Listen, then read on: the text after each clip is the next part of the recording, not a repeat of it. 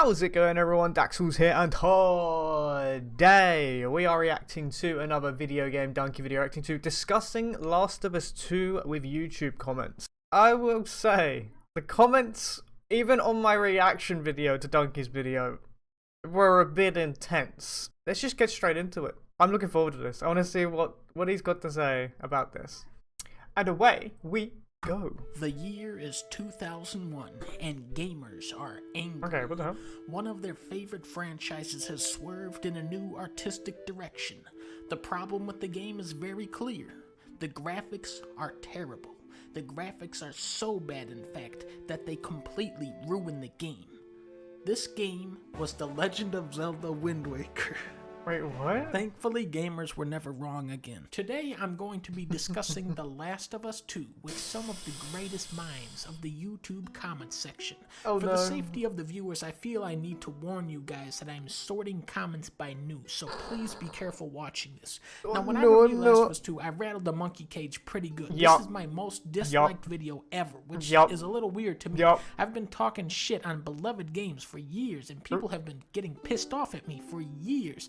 But it wasn't until I actually liked the game that people really started freaking out. I am Monkey God, along with 300 other people, calls me a sellout. What is my response? Well, Monkey God, I love you, but you are one stupid motherfucker. First things first, you need to realize who you are talking to. It's me, baby. Videogamedunkey. Remember the guy who self-destructed his sponsorship with Microsoft when I couldn't even pay my rent? If I was a sellout, you know what I would do? I would read the room, go, oh look, everyone hates this game, and pander to fucking idiots. I am not here to regurgitate your opinion. I'm here to make the videos I want to make, even if it pisses off some baboon brain, dumbass little bitch like you. Our next comment is from Jerome. He says, you're stupid. Now, Jerome makes an excellent point here. I am kind of stupid when you think about it. Although he did put the wrong URL. Oh, no, I don't even understand what this person is trying to even type. I don't know. The reason people dislike the story is because Joel wouldn't be so stupid to tell a random armed posse suspiciously chilling outside of their stronghold his name and what he's doing. Okay, so here is someone making an argument instead of whining like a little baby. I've seen a lot of people share this sentiment that it's completely out of character for Joel to die how he does, which is kind of funny to me, because to me the most jarring, most bizarre part of this game was where Joel busts in with a guitar and starts playing a song and singing. This is not what Joel does. He doesn't do this. Now the Joel I know just kind of stands around and grunts, and when he goes somewhere new he goes, man, this place smells like a goddamn Cheeto factory. And then he sees a dude limping along asking for help. He goes, that guy ain't even hurt. Joel fucking sees Tommy. He goes, hell, that ain't even the real Tommy. The truth is, that's the Joel from the beginning of the original game. That's true. When we first played as him, he was an empty husk of a person that is just going through the motions, and over the duration of the first game, we gradually see him transform back into an actual human being with a newfound sense of purpose. Playing the character development we see in Last of Us 2, no longer is it his gut reaction to run everybody over in a truck because he traded his truck for a horse, and in the end, it's some dumb, incidental slip-up that gets him killed. Christopher says, this story was terrible. Now, Christopher makes an excellent point here, but I actually disagree. Monster Hunter World, Doom Eternal, Star Wars Jedi Fallen Order, Devil May Cry 5, Call of Duty Modern Warfare, Gears of War 5, Pokemon Sword, Far Cry 5, Wolfenstein 2, Ghost of Tsushima, Spider-Man, Horizon Zero Dawn. I've played all of these games, and some of them are actually good games, but now I am going to recount everything I remember about the story to these games. In Doom, you go to hell. I can tell you characters from these games, like the funny Yoda and the talking chicken, but I can't actually recall specific story beats. You know, these stories, they left such little impact on me.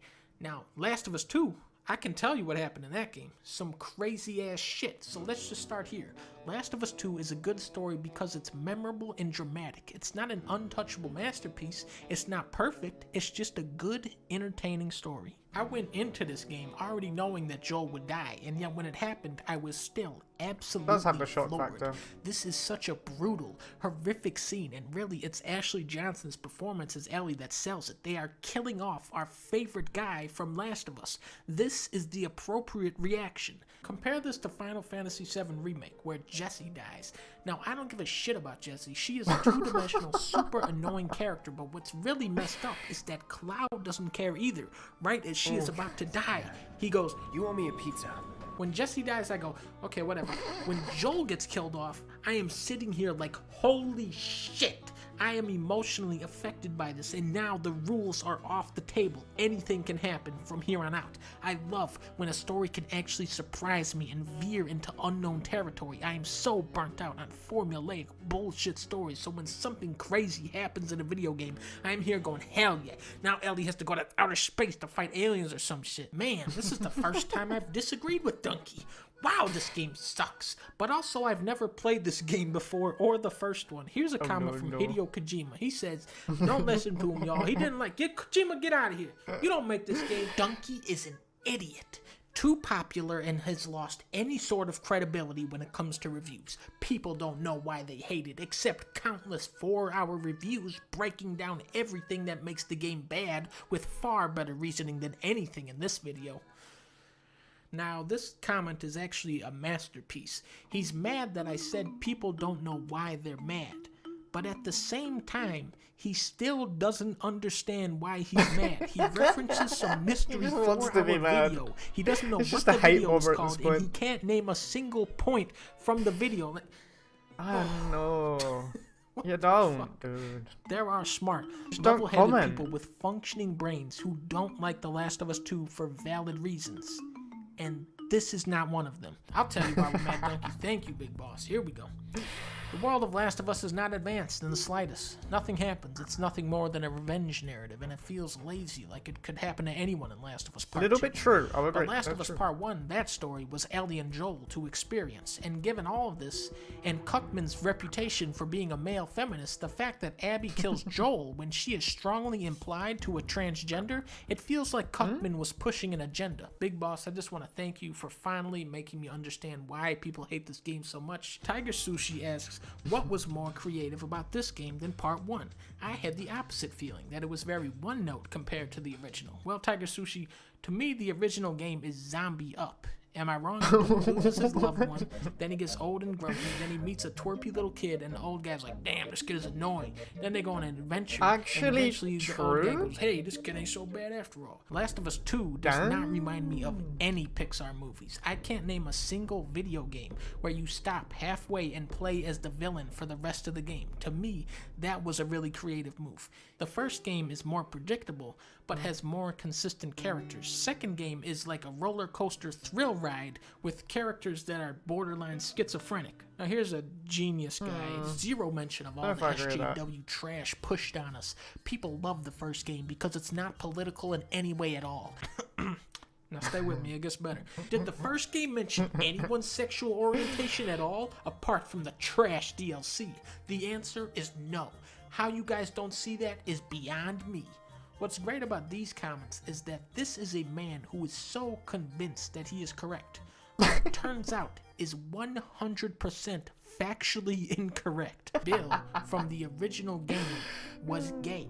The game points out several times that Bill is gay. Really? Doc Holliday, you are a bonobo ape. Ed Dobbs says Fallout 76 was a better experience than Last of Us Part 2. Last of Us haters, this guy is on your side. So if you want to come over to my side now, no one will judge you. You can have different opinions, and I respect yours.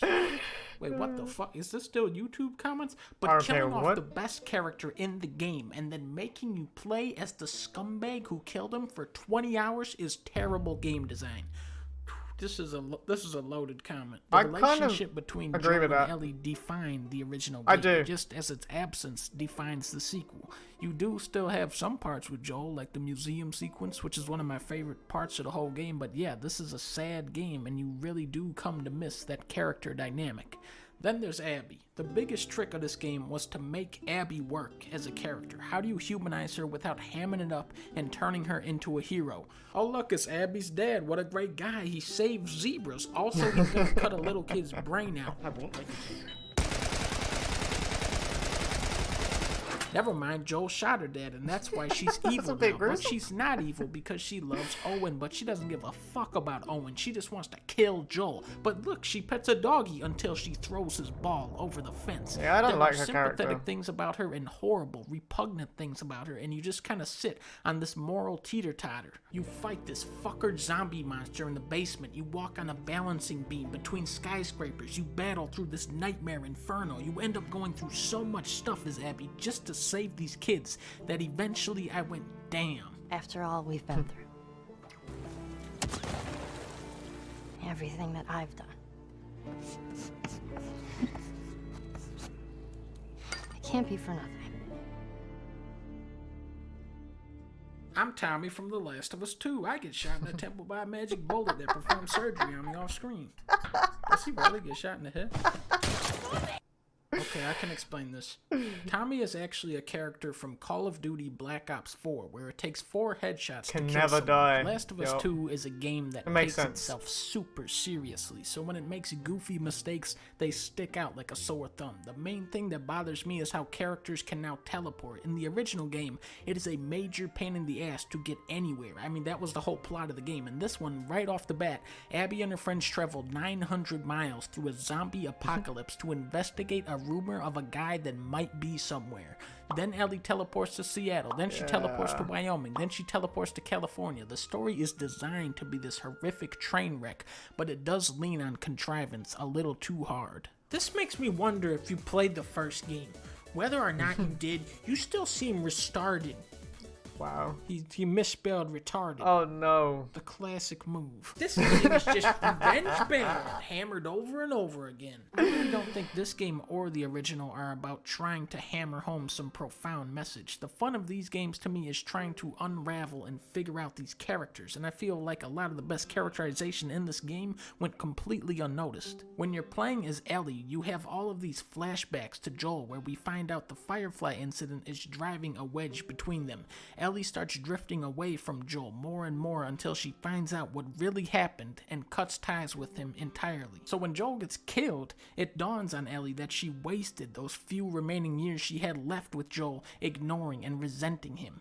Guilt. This is what drives Ellie's revenge story. Later at the farm, Tommy comes to visit Ellie. He is just this broken man, physically and mentally, with his brother's death weighing so heavily over him. He knows Ellie still wants revenge, and he desperately tries to guilt her into pursuing Abby again because he can't. This is such a sickening, disturbing, and powerful scene, acted and written to perfection.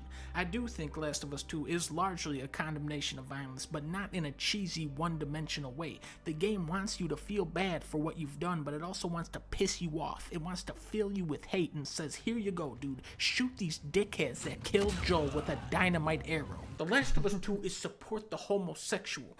That's why I'm not play it. So if anyone wants to jump over to my side, you cannot make the player feel guilt for their actions if they didn't have the ability to choose something other than violence.